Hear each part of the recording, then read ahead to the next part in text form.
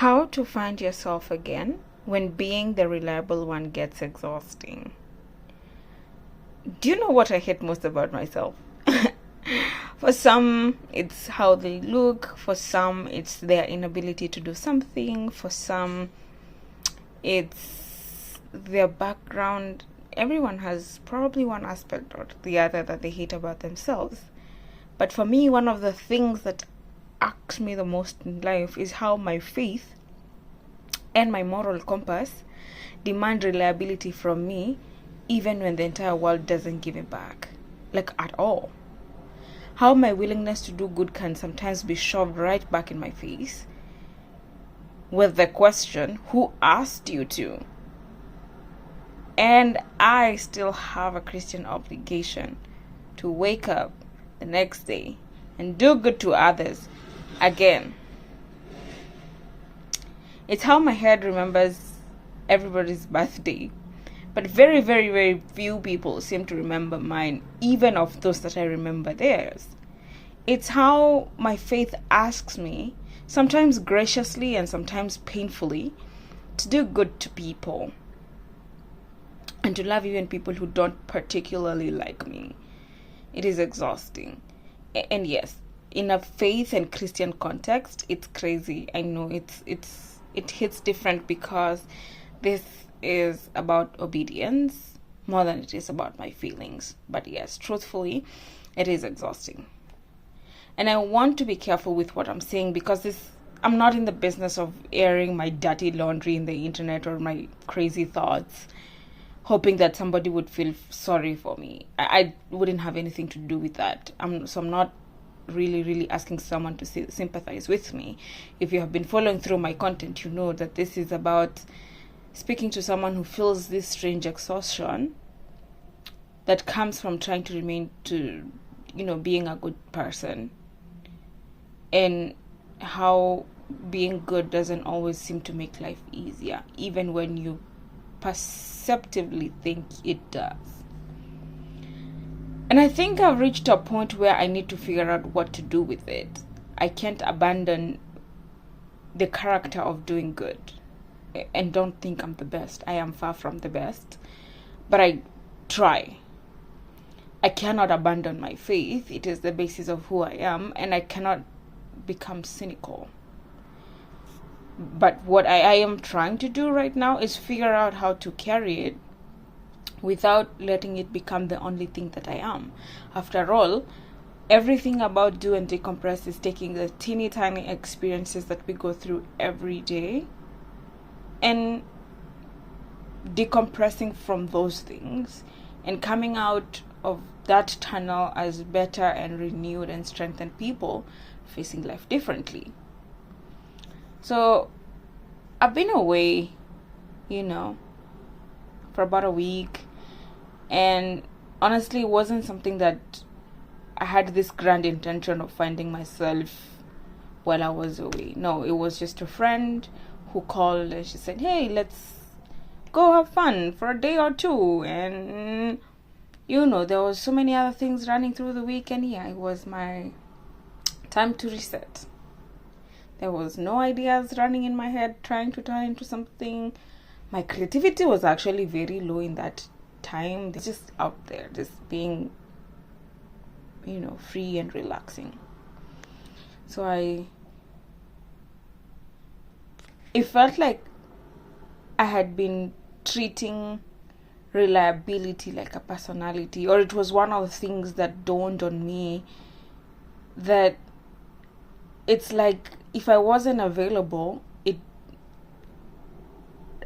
life didn't respond, or I didn't remember. If I didn't remember or if I didn't show up, then somehow I wasn't being myself. And that's a strange thing to discover about yourself, which obviously has something to do with probably people pleasing, but maybe I will make an episode out of the whole people pleasing aspect, because reliability is a good quality. I don't want to lose it. But the moment you start believing that you're being reliable, being available to everyone all the time, it hits different. And I had to learn that end of July in the worst way possible. So there's there's an aspect of being constantly the person who refreshes others, but there's the chaos that come with when you're refreshing others and you don't get refreshed. So what happens when you're the person that people call, when you're the person who remembers, when you're the person who checks in, when you're the person who follows through, the person who says, don't worry, I've got it? And sometimes you really do have it, and sometimes you don't. And there's no dramatic moment when that happens. You just notice that you've started doing things with no fuel left. You're answering the message but resenting the message. You are showing up but wishing you weren't. You're helping, but quietly you're thinking, does anybody ever notice when I need help? And is this even worthwhile to do it for you? And that's when something good can start becoming something unhealthy. At least that's my perspective. Not because helping other people is wrong, but because somewhere along the way, you forget how to be a person while extending that hand to other people. So this week reminded me of something embarrassingly simple. Someone asked me recently, what do you do for fun? I mean, since I moved continents, I have been discovering how I have very little that actually thrills me. I have put myself into new hobbies or trying new things, but it rudely dawned on me on how few are the things that actually genuinely I can say, I can have fun with. And I know it sounds ridiculous. You're like, I don't know, go out with friends, have fun, do what? And I'm like, sure, all these things are doable, and sometimes I do them, but feeling the actual thrill is a very different thing altogether. Because when you're used to being a responsible person, you become strangely suspicious of enjoyment. You start asking whether something is useful, and this is not conscious, it is subconsciously. You ask, will this help me or help someone else? What can I do to move something forward? When you feel like you constantly need to prove your relevance, you're just, I don't know. I don't even know how to make this make sense to you. Long story short, this week I've had the chance to open my journal, not to write some plans, not to do the things I normally do in my journal, where sometimes I'm just pouring thoughts to just relieve my mind. I just wanted to find a difference between being good and being available. I still don't have answers. But I do know that you can love someone without being responsible for their every feeling, which is very hard for me, by the way, to do. That I can forgive someone without giving them unlimited access to me. Yeah, go crazy with boundaries. That's a story for another day. And all the chaos that come with being a reliable person, or finding the label that will tell other people, or you're trying to crave for that label that will define you as a reliable person.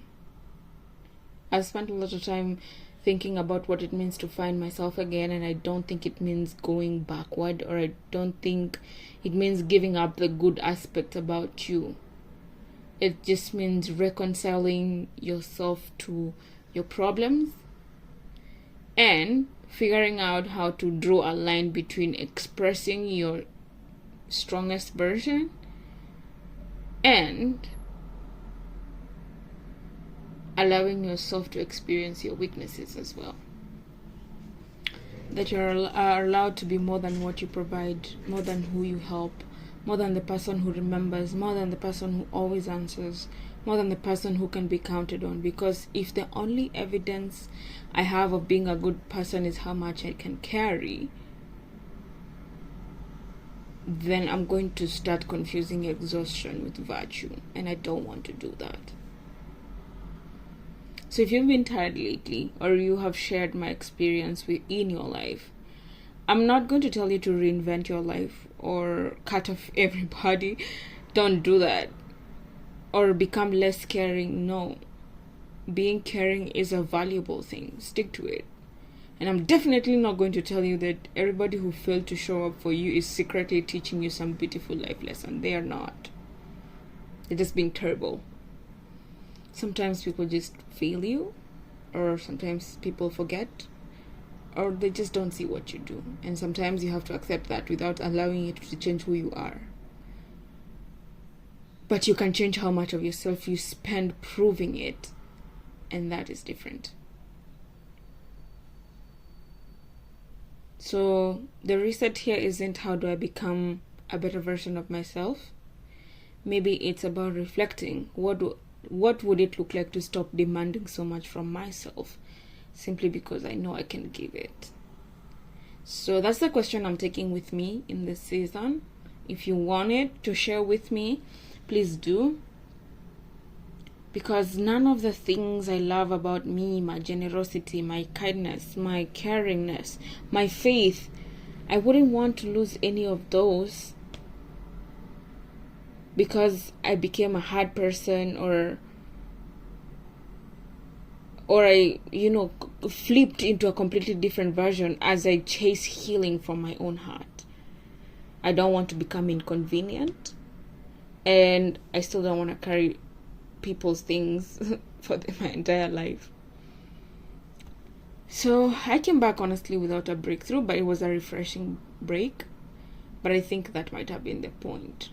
That I have memories, I have unanswered questions, I noticed the things about me that are still there, and the parts that are gone, the parts that get tired and the parts that do good. And so if you have been carrying the world lately, I hope you put some of it down. Not because you don't care, but because you do. Not because caring about the world should require you to disappear from your own life, but because there is a distinction between the two, and you are also a person. And of course, always talk about these things with Jesus. I promise you it makes all the difference. That was my first step of decompression, by the way. So this was a unique episode of my comeback to do and decompress while I've been away. I'm glad to be back. And if you're tired too, maybe we can figure this out together. Always reach out in the comment section. Talk to us, talk to me. And we do and decompress. Remember to like, share, subscribe, comment, and do all those things. Turn on that notification button, and always remember, Jesus loves you. Until our next episode, bye bye.